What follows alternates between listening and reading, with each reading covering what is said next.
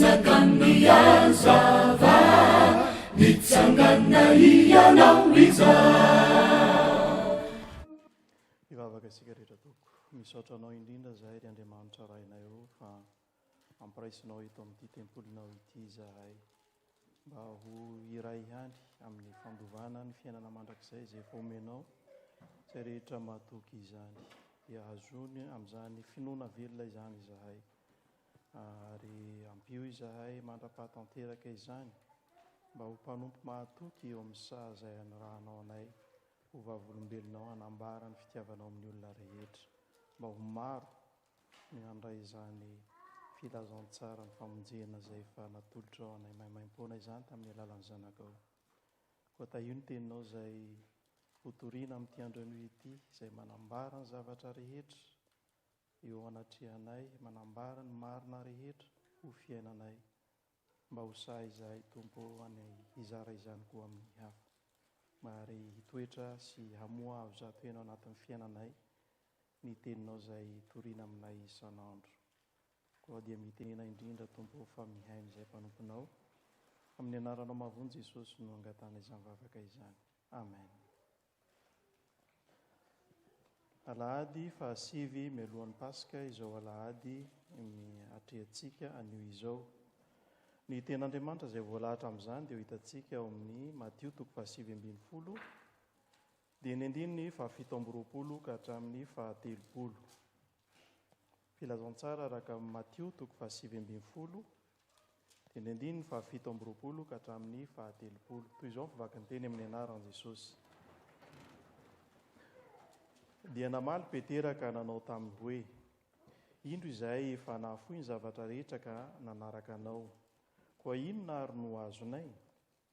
Fa hoy Jesosy taminy, lazaiko aminareo marina tokoa fa rehefa mby amin'ny fanavaozana ka hipetraka amin'ny seza fiandriana ny voninahiny zanak'olona, ianareo koa izay nanaraka ahy dia hipetraka eo amin'ny seza fiandrianana 12 ka hitsara ny firenen'ny Israely 12. Ary izay rehetra efa nahafoy trano, na rahalahy, na anabavy, na ray, na reny, na zanaka, na tany noho ny anarako, dia handray zato heny ka handova fiainana mandrakizay. Nefa maro izay voalohany no farany, ary izay farany no voalohany. Ray masinao manamasinana amin'ny fahamarinana, ny teninao ny fahamarinana. Amen. Ry fiangonana malala ho aminareo rehetra ny fahasoavana sy ny fiadanana avy amin'Andriamanitra raintsika sy Jesosy Kristy Tompo. Izao teny mene Jesosy antsika amin'ity androanio ity izao dia mitohy n'ilay resaka ny fanaovan'ilay tovolahy nanan-karena anankiray tamin'i Jesosy sy ny amin'izay maniry, indrindra ny amin'ny atao hoe ina no ataony mba ho tanteraka izy ka handova ny fiainana mandrakizay. Dia hita tsara tao anatin'izany resaka ny fanaovany tamin'i Jesosy izany, ny fahendren'ity tovolahy ity ny amin'ny fahafahany nampiatra sy niaina ny tenin'Andriamanitra. Satria nalazainy tamin'i Jesosy avokoa ireo andinin-tsoratra masina izay voalaza fa fototra iorenany sy antonany lalàna rehetra. Dia hoy Jesosy, dia izao izy diso zavatra anankiray ianao, fa izao andehana midio ny fanananao rehetra dia avia manarahy. Dia nalahelo ilay tovolahy hoe ahoana no hivarotako ny fananana rehetra dia hafoiko ny fananana rehetrarehetra dia hanaraka anao aho. Dia niala tamin'ny alahelo izy. Dia fahitana izany zavatra izany nahatonga ny mpianatra, indrindra Petera, matetika moa Petera no mafana fo amin'ny fitenenana ity, dia nahatonga ny Petera niteny an'i Jesosy an'izao teny izao, indro izahay efa nahafoy ny zavatra rehetra ka nanaraka anao, inona no ho azonay? Izany hoe raha miteny Petera eto dia toy ny manohy ilay tenyilay tovolahy hoe midio ny fanananao rehetra dia avia manarahy. Dia Petera izany mieritreritra eto hoe lay tsy vitan'ilay tovolahy niala ary izany efa vitanay eto, nahafoy ny zavatra rehetra zahay, dia manaraka anao, inona no ho azonay? Io ny fanontaniana napetraka Petera tamin'i Jesosy, nahafoy ny zavatra rehetra. dia namaly mazava tsara Jesosy eto mikasika ny zavatra efa nomen'Andriamanitra ary mbola ampahatsiaroviny omen'Andriamanitra an'izay rehetra mino eto. Ka lazay mazava tsara eto amin'ny andininy 7:20 hoe izay rehetra na afohy trano na rahalahy na nabava na ray na reny na zanaka na tany noho ny anarako dia handray zato heny ka handova fiainana mandrakizay. Ny zavatra tiany Jesosy hapetraka sy hampitoerina ao anatin'ny fon'ny olona izay manaradia azy dia tsy ny amin'ny zavatry ny tany loatra. Fantatry ny tompo ny fahalementsika olombelona fa rehefa manaradia an'Andriamanitra isika dia saika ny zavatry ny tany no mahamaika ny olona voalohany indrindra. Ary io na mahaliany Jesosy azy eto hoe handray zato heny ny amin'izao fiainana izao raha mahafoy Jesosy. Kanefa tsy io no lova izay tian'Andriamanitra ho fikirin'ny mpanaradia azy fa ilay maharitra mandrakizay, satria ilay zavatra eto ambony tany dia ho levona ihany. Ary io no nataon'i Jesosy hoe amidio ny fanananao rehetrarehetra dia ianao manarahy. Tiany Jesosy ho tenena dia aoka tsy ny zavatry ny tany no hamatotra anao sy hifikiranao ka tsy hanarahanao ny tompo. Aoka tsy ny zavatry ny tany no hosakana ho anao ka tsy hahafahanao manaradia ny tompo. Io no ampiasain'ny devoly matetika, ny fampitahorana ny olona fa rehefa manaradia an'Andriamanitra ianao ka mahafoy ny zavatra rehetra dia ho very, ho faty antoka amin'ity fiainana ity. Fa tsy misy eto ambonin'ity tany ity izay olona nanan-karena ka afaka naharitra sy mitoetra maharitra amin'izao fiainana izao. Tsy misy harena, tsy misy zavatra ny tany afaka mihazona antsika hitoetra mandrakizay hananantsika fiadanana. Tsy misy an'izany, tsy mbola misy hatramin'izao. Fa na dia izay atao hoe manan-karena, manana ny zavatra rehetra mety hoe hahavelona azy amin'ity fiainana ity, dia tsy misy na dia kely aza mahatazona azy eto amin'izao fiainana izao, fa lasa daholo ihany. Ary izany mahatonga an'i Jesosy mampiseho ny olona rehetra ny amin'izay antony hatongavany dia ny hitady ny olona rehetra, hamonjy ny olona rehetra, ka hampahiratra ny mason'ny olona hoe tandremo tsy ho voafitaka ny harena na ny mamona mamitaka isika, ka hamikitra amin'io hoe rehefa manana ny zavatra rehetra isika dia miadana, dia finaritra. Tsia! Jesosy efa mampianatra antsika ny amin'ny zavatra tokony ho fikirantsika dia ny amin'ny fiainana mandrakizay, izay tsy mba misy fampangalatra hoy izy na harafesina hanimba na kalalao hanimba an'izany fiainana mandrakizay izany. Izany no tiany Jesosy aseho amin'ny olona, ny amin'ny hasarobidiny zavatra efa omeny antsika tsara lavitra, mihoatra noho ny harena amin'ity tany ity. Tsara lavitra sy mateza ary maharitra mandrakizay ny zavatra atolotr'Andriamanitra ho antsika, fa tsy zavatra miovaova.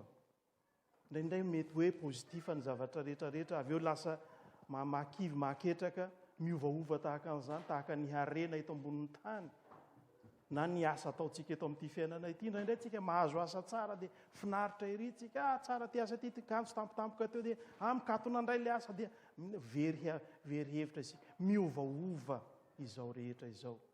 Fa izay atolotr'Andriamanitra antsika tsy mba misy aloka hoy ny tompo na zavatra hafa hanovaova azy, fa Andriamanitra manome antoka. Io no tian'Andriamanitra ho fikirintsika hatrany. Io no antolony atsika ka hahatonga atsika tsy ho kivy na ho ketraka ny amin'ny zavatra miseho amin'izao fiainana miovaova izao, fa manana izay efa tsara, efa omaniny atolony anao ny tompo. Ary io no mahatonga atsika mahery amin'ny fanarahana ny tompo, mahatonga atsika tsy mba kivy amin'ny fanarahana azy.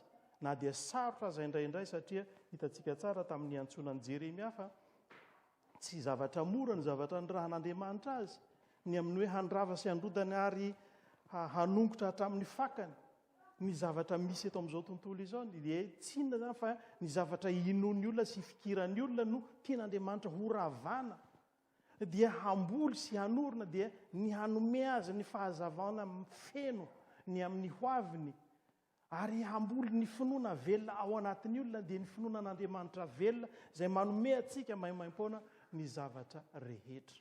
Izany no an'Andriamanitra. Kanefa tsy mora ary io no mampatahotra ny Jeremia hoe ahoana no ataoko hanatanterahana an'izany. Kanefa Andriamanitra manome toko hoe indro aho momba anao. Ary izany zavatra zany no zavatra tokony ho tsaroantsika hoe ilay Andriamanitra izay naharany tany no miteny aminao amin'ity andro anio ity hoe indro aho maniraka anao. Andriamanitra manankina antsika mission ngeza be. Rehefa eo amin'ny fitondram-panjakana ny mpitondra anankiray ka manendry anao ianao ho lasa ambassadeur makaria, miedinedina ireoko izany tsika hoe zahoko iraky ny fitondram-panjakana, izaho iraky n'izao, izaho hanao ny mission ty, dia mirehareha isika. Faly ery isika, miedinedina okan'izany manoloana ny olona ohatra ny tsisy valeurany ny olona sasany mitaha amin'ny tenanao. Dia mirehareha isika.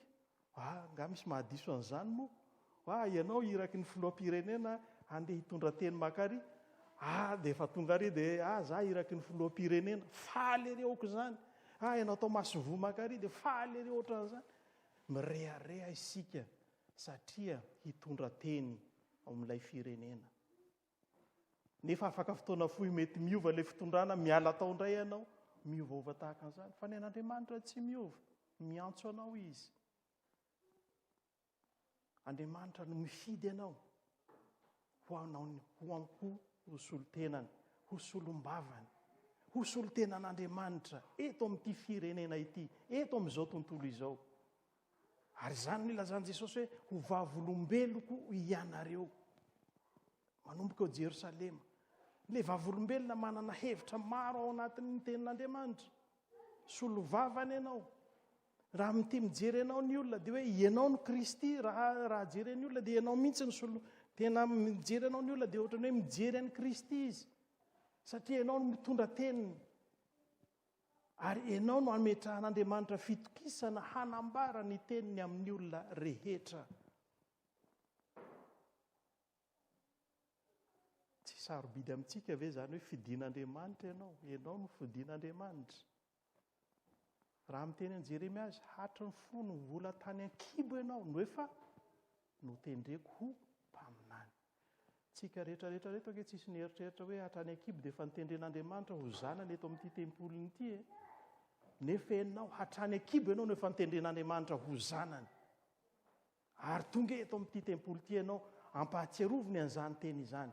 Ho solom-bavany ianao handeha hiteny sy hanambara ny filazantsara amin'ny olona rehetra. Ary manome toko izany Andriamanitra izany fa hombanao izy. Tsy zavatra tokony hatahorantsika. Iza no hatahorantsika? Fa ny zavatra mampatahotra antsika dia sao dia hoe ho very fananana tahaka n'ilay mpanan-karena hoe dia tsy hanana zavatry ny tany ve isika? Jesosy ange miteny eto onerako avy zato heny. Tsy izay no voalazany eto. Matoky an'izany ve tsika hoe tena oneran'i Jesosy zato heny tokoa ve zavatra foitsika ao an'Andriamanitra?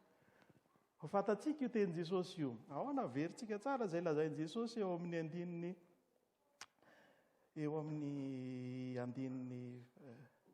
7:20 io. Ary hoy Jesosy ao miteny aminao amin'ity andro anio ity. Ary izay rehetra efa nahafohy trano. Ny fanontaniantsika manko dia tahaka an'i Petera. Indro izay efa nahafohy zavatra rehetra, inona no azonay? Dia hoy Jesosy ery. Ary izay rehetra efa nahafohy trano, rahalahy, anabavy, na ray, na reny, na zanaka, na tany. Ny tany io tsy tany le tany ity fotsiny io fa ny tany dia zavatra materiel io. Noho ny anarako i Jesosy. Dia ahoana izy? Dia handray firy heny? 100 heny. Mino an'izany ve tsika aloha e? Tena inoantsika hoe tena ho lasa 100 heny ity? Tena raha manana finoana an'izany tsika hoe oneran'i Jesosy 100 heny, tena raha mino tsika, tena foitsika ny zavatra rehetra ho an'Andriamanitra. Tena mahafoy ve tsika ho an'Andriamanitra. Jesosy ara amin'ny texte sasa manao hoe na ny ainy aza no ny amiko. Fa izay rehetra mahafoy ny ainy no ny amiko no hanavotra ny ainy hoy Jesosy. Fa izay rehetra tsy mahafoy ny ainy no ny amiko dia mahavery azy. Izany hoe isika raha miaro ny aintsika dia very isika. Fa raha isika mahafoy ny aintsika noho ny amin'i Jesosy dia mahavonjy azy. Andriamanitra no miteny eto amin'ny teniny eto. Tsy miovy io teniny io na iovaova tahaka ninona ianao isan'andro, io teniny io mipetraka foana. Na hafoy ianao na tsy hafoy ianao, mipetraka foana io teniny io. Io no asehon'i Jesosy amin'ny farany, araka ny teny hoe amin'ny farany dia handray ny fiainana mandrakizay. Tsy miovy io teniny io hoe nahafoy marina ve isika? Raha isika nge ka tonga amin'ny fitsaran'Andriamanitra ka tsaraina amin'ny alalan'ny tenin'Andriamanitra, marina raha misy hatsangana isika eo na ray. Tsisy na ray aza. Fa tsisy mahafoy firy tsika ao anatrehan'Andriamanitra. Fa ny famondram-pon'Andriamanitra mbola mahatoy izao atsika. Fantany ny fitiavantsika, kanefa fantany koa fa malemy isika. Tsy mahatanteraka izay tadiavin'Andriamanitra. Izay mahatonga an'i Jesosy miteny manao izao hoe izay tokony ho vitanay ihany no nataonay. Tsy nanao mihoatra no izay tokony ho natao isika. Raha miteny i Paoly Apôstôly amin'ny epistiliny, raha tadiditsika ny epistiliny tamin'ny Koritianina teo, l'epistily toko 4, epistily voalohany io, dia izao no ataon'ny Paoly Apôstôly manao izao hoe misy izy izy ny manorina eo ambony fanorenana, ny fanorenana moa dia tsy iza fa ny fototra dia Jesosy, fa misy izy mametraka vatso, misy mametraka hazo, misy mametraka bozaka mololo, misy mametraka vatosoa eo amin'ilay fanorenana. Asa inona no apetratsika amin'ny fanorenana eo anatrehan'ny asan'Andriamanitra? Mametraka mololo ve ianao? Sa mametraka vato ve ianao? Mametraka vatosoa ianao? Mandrafitra vatosoa ve ianao anatin'ny fanorenana ny asan'Andriamanitra? Fa ho zahan-toetra io ny tenin'Andriamanitra ny amin'ny hafa amin'ny farany. Dia azo antoka fa ny mololo aloha dia tsy ho hita trasy eo, fa ho lasa lavenona hanidina fotsiny. Inona no ahorintsika? Inona no harafitra-tsika? Inona no anjara biriky hoentintsika ho amin'ny asan'Andriamanitra, amin'ny fiantsoana antsika hoe zanaka isika, amin'ny antsoina antsika hoe mpandova ny fiainana mandrakizay isika, amin'ny antsoina antsika hoe rahalahiko anao Jesosy, anabaviko ianareo Jesosy. Ka aoka isika ho ny ten'Andriamanitra tsy ho tia amin'ny teny fotsiny ihany, fa tena ho tia amin'ny fotsika ray manontolo. Ny famporosiana tian'i Jesosy aseho eto dia fanentanana antsika zany rahalahy sy anabaviny ho mpiara-mandova aminy eo amin'ny seza fiandrianana. Eritrereto ange ianao no alain'i Jesosy hapetrany eo amin'ny seza fiandrianana miaraka aminy amin'ny farany. Dia amin'izay ianao, raha tsapanao zany rehetrarehetra zany, dia tsy hamikitra amin'ny zavatra ny tany isika. Na eny tantara kely ihany mikasika ny neny lava rehefa nisy fotoana hoe nentina niakatra tany an-danitra izy dia nampianaran'i Jesosy tany araka ny tantara moa zany ao. Fa za tsy naheno azo mivantana fa henoko amin'ny tantara dia hoe rehefa tany izy dia nahita ny zavatra rehetra hoe tsara ka izao an-danitra rehefa tonga tety ambony tany. Fa rehefa nasain'i Jesosy miverina hono izy tsy nety niverina, za tsy hiverina fa ohatra mahatamana aty, za tsy hiverina ary amin'ilay maizikitroka ary ambony tany ary. Dia hoe Jesosy hoe raha tsy hiverina ianao dia tsy handova an'ity fiainana ity fandehanana. Mbola manana mission ianao. Tsy maintsy niverina izy tety ambony tany. Dia izy miteny hoe tena tsara ilay ao an-danitra raha ampitahana amin'ity zavatra fikiritsika eto ambony tany, mbola ho levona sy ho rava sy misy ady, misy guerre. Izao efa mananontany ny guerre nucléaire sy ny sisa, mitebiteby izao tontolo izao, mivadika ny atidohan'ny mpitondra rehetrarehetra ny amin'ny ady sy ny sisa etseroa. Izany zavatra misy eto ambony tany, matahotra isika ho levona ny trano misy ahy, ho tratra ny bomba atomika sy ny bomba nucléaire. Ny harena izay any amin'ny banka nahoana reny ho midina ny sandam-bola. Miady saina ny olona eto ambony tany very hevitra mitady fandripahalemana nefa ady no atao, mitady fihavanana nefa fifandrafina no hitanao manjaka eto ambonin'ny tany. Tsy izany ny zavatra tian'Andriamanitra ho lovaitsika, fa raha manana isika, omen'Andriamanitra isika amin'izao fiainana izao, dia misaoran'Andriamanitra.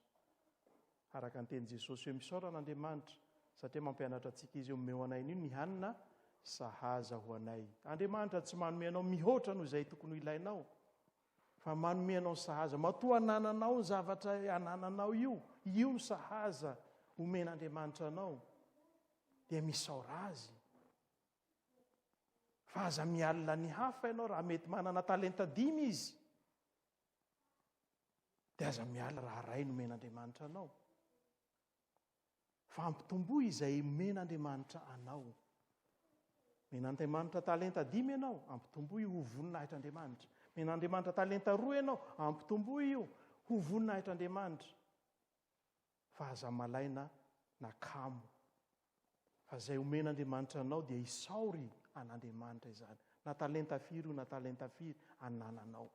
Fa aza manao tahaka an'ilay nomena talenta ray dia kamoka ny lazan'Andriamanitra hoe mila voatsiary ianao, maninona tsy mba nataonao manan-karena tahaka ny sasany. Fa talenta ray ihany nomenao ahy dia lasa velom-pialonana ianao, ka ny fialonana mitarika ianao tsy hanao ininona. Fa halaina ianao dia mandevina ny talenta, tsy ahay saotra an'Andriamanitra na nomenao ny talenta. Ny ohatra omen'Andriamanitra antsika ato dia misy dia ohatra nomena talenta 5, nampitombony 5, nomena talenta 2, nampitombo azy ka lasa nanana 2 fanampiny. Fa ireo indray tsy nanana fisainana ka nanao hoe mero tika andraso hanao ohatra ny Ananiasy sy Safira. Akana kely ty hafenina fa alohany rehefa tonga ny tompo tsy ilay talenta 5 azo no fikirina, fa aleo mba mena talenta 5 dia 3 fanampiny. Fa ahoana nambaran'ny soratra masina? Talenta 5 nomenao ahy dia indro 5 fanampiny omena an'ilay tompony. Fa ny antsika omen'Andriamanitra sika, fa tsy ilay 5 fanampiny no omentsika ny tompo, misy ampahampahany ihany ampiripirimina fa mitsinjo ny vody andro merika. Zay manko ny fiainantsika malagasy zay, mitsinjo vody andro merika fa dia tsy alefany daholo aloha fa dia ty any. Fa famondrampon'Andriamanitra mbola mahatoy izao antsika andraisan'ny tompo ilay fanomezana atolotritsika vokatry ny fotsika. Ny fotsika manolotra ny tiany tompo indrindra indrindra. Antolory azy 100 isan-jato io ho fonenan'Andriamanitra. Fa rehefa mitoetra ao anatin'ny fotsika ny tompo, mitoetra ao anatintsika feno ny fanahy masina mahatempolo ny fanahy atsika, dia izay ataontsika rehetrarehetra dia toy ny 100 isan-jato eo anatrehan'ny tompo ny fanompona izay ataontsika. Aoka ny fanahy masina no hitari-dalana antsika mba haizantsika manompo an'Andriamanitra sy mahafoy ho an'Andriamanitra amin'ny asa izay ankiny amintsika. Aoka ho tsaroantsika koa ny asarobidi ny fiantson'Andriamanitra antsika hanompo azy. Tsy ho voatery ho pastora akory ianareo, izay vao atao hoe manompo azy. Fa amin'ny asan'Andriamanitra rehetra dia atoloro ny tenanareo ho fanatitra velona, ho vonona hanao ny asan'Andriamanitra, ka tsy hiady varotra inona no azonay amin'ny fanompona ity, inona no azonay amin'ny fandehanana lava aty am-piangonana ity. Sao dia heverinareo fa faty antoka ty hahatongavanareo eto ity. Tsy faty antoka velively io, fa hitan'Andriamanitra. Ary aza heverinareo fa tsy hitan'Andriamanitra ny fotoana laninareo eto amin'ity tempoliny ity. Fantany ary mipetraka ho trosan'Andriamanitra ho antsika izany. Io ilay lazainy malaky mpaminany hoe fantatro izay manompo ahy marina, ka ho antra azy aho tahaka ny ray antra ny zanan'ilay izay manompo azy. Dia ho hitanareo ny tsy fitoviany izay manompo ahy marina sy izay tsy manompo ahy. Fantatra Andriamanitra ny manompo azy marina. Tsika tsy manao fanompona io mason'ny olona, ho hitan'ny olona, ho derain'ny olona ny ataontsika. Fa itsika manao fanompona noho ny amin'Andriamanitra ilay raintsika izay tiantsika, fantany ny fitiavanao azy, fantany ny fanoloranao tena ho azy, fantany ny afoinao ho azy. Ny olona mety manome tsiny ianao, ny olona mety tsy miraharaha anao, mety tsy mahafantatra akory izay ataonao, fa Andriamanitra tsy mba izany. Fa hitany ary fantany, ary hoy izy manana boky ao iraketako izay manompo ahy marina, ny ataony manompo ahy marina. Tsy zava-poana akory, hoy Paoly Apôstôly, ny fanoloranareo tena ho an'ny Tompo, fa tsy verimaina izay zavatra ataontsika ho azy. Ary izany indrindra ny famporisihana ho entin'ny tenin'Andriamanitra ho antsika, famporisihana ho antsika ho hahafoy ho an'Andriamanitra, hahafoy ny tenantsika ho amin'ny fanompona an'Andriamanitra, ary tsy hisalasala amin'ny fanarahana azy, fa hanolo tena feno ny aintsika ray mantolo ho amin'izany asan'Andriamanitra izany. Fa tsy zavatra fatiantoka akory ny fanarahantsika azy, fa izy no hanonitra ny zavatra rehetra izay ataontsika ho voninahitra ny anarany. Dia aoka mba tsy ho isika izay efa manompo reto hoe ela loatra kay ilay valim-pitisa sisa, io mahatonga ny tenin'Andriamanitra eto manao hoe maro no voalohany no farany, ny farany no voalohany, satria maro no mihemotra, satria ela loatra ny fandraisana an'ilay valim-pitia, dia maro no mihemotra, fa be ihany izay vitako an'Andriamanitra zay, dia mihemotra. Tsy raha nataon'Andriamanitra ho antsika dia be lavitra mihoatra noho izay tokony ho antsika azy, ka tsy tokony hahatonga antsika hangatsika na hihemotra amin'ny fanompoana izany, fa isika kosa dia tokony hafana fo mandrakariva amin'ny fanompoana an'Andriamanitra, satria fantatsika fa tsy verimaina ny fanompontsika ho an'Andriamanitra.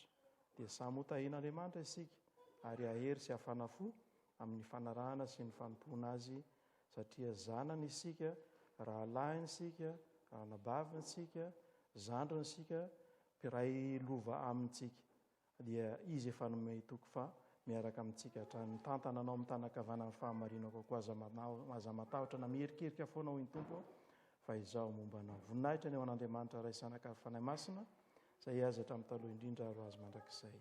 Amen. Raiso ny fitahina. Ny fahasoavan'i Jesosy Kristy Tompo sy ny fitiavan'Andriamanitra ray ary ny firaisana sy ny fiombonana amin'ny fanahy masina ho aminareo rehetra ny hatramin'izao koa mandrakizay. Amen. Tonga ni mazava mi iposaka ni vonina ini